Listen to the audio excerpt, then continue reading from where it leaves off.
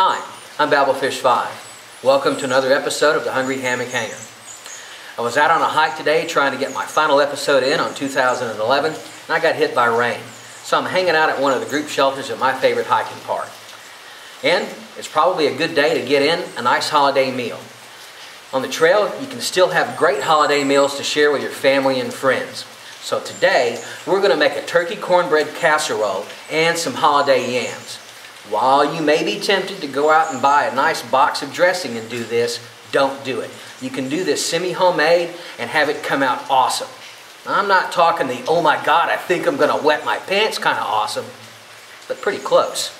So, let's get cooking, shall we?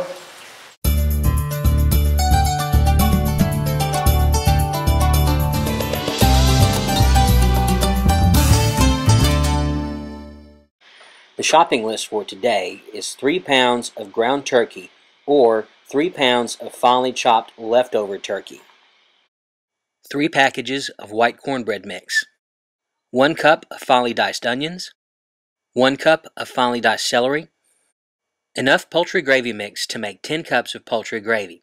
You're going to want to set aside enough poultry gravy mix to make 8 cups of poultry gravy, 8 cups of chicken broth, a tablespoon of salt, a teaspoon of cracked ground pepper, a tablespoon of sage, a teaspoon of thyme, and a teaspoon of oregano. Cook all 3 packages of your cornbread mix and let it cool. While your cornbread is cooling, take your ground turkey and brown it for about 3 or 4 minutes. Then add your onions and celery. If you're using leftover chopped turkey, just saute the chopped turkey and the celery and the onions for about 5 minutes. Put your cornbread into a large baking tray and crumble it all up. Make sure it gets into a medium and fine consistency. Add your brown turkey, onion, and celery mix to your cornbread and mix really well. Put your 8 cups of chicken broth in a bowl, add your seasoning, and mix in enough poultry gravy mix to make 8 cups of gravy. Pour your broth, gravy, and spice mix over the casserole and stir really well. Cook in a 350-degree oven for 45 minutes. You're going to want to give everything a stir about once every 10 minutes. After 45 minutes, your casserole is done. Now is the time to adjust your seasoning. Everything will be very thick and moist. Put your casserole on a fruit roll tray if you're using your dehydrator, or on a cookie sheet if you're using your oven to dehydrate.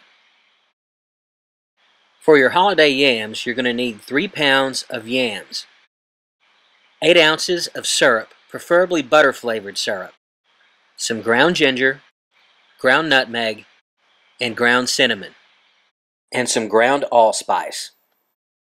Bake your yams in a 350-degree oven. Peel them, chop them up, and put them into a bowl. Add about 1 cup of the syrup, then mash the yams really well, and then give everything a really good stir.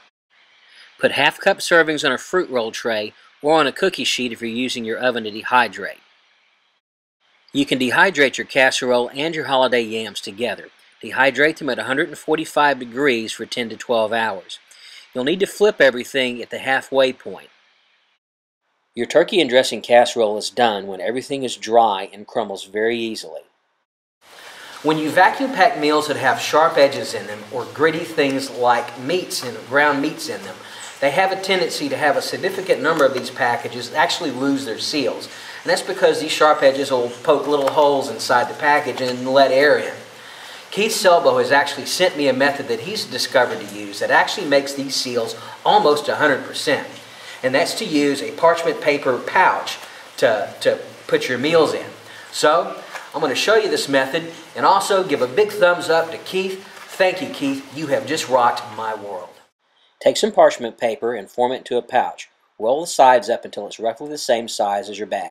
Put your pouch inside your seal meal bag and add your turkey and cornbread dressing. Add an additional 2 teaspoons of poultry gravy mix. Then add another pinch of your thyme, sage, and oregano. This recipe makes 6 hearty 2-cup servings. Your yams are done when they're no longer sticky but are very soft and leathery-like. When you package your yams, add a 1/4 teaspoon of cinnamon, allspice, nutmeg, and ginger. This recipe makes 7 1/2 cup servings. A quick word about the holiday yams. You don't really want to dehydrate them out all the way. You want them to have kind of a leathery consistency, so they're still going to have some moisture in them. That means the shelf life on these is about 90 days if you vacuum pack them. But they usually don't last that long for me.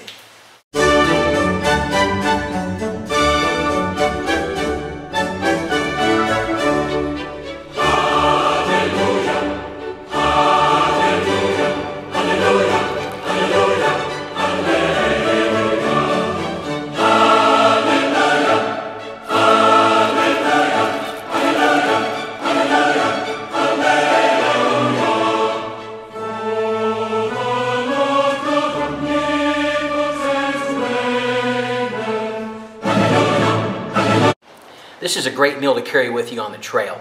It's especially good when you're sharing it with friends and family and makes for a great holiday treat. I always carry a couple extra servings just to share with people I meet on the trail. You can find this recipe as well as others on the Hungry Hammock Hanger website. You can also follow the show on Facebook and Twitter. If you like the show, please give me a positive rating. I'll be taking about a month and a half off just to spend with my friends and family for the holidays. You'll see me about mid-January in 2012 where we'll just take this to the next level. Here's wishing you a happy and prosperous holidays, and I'll see you next year.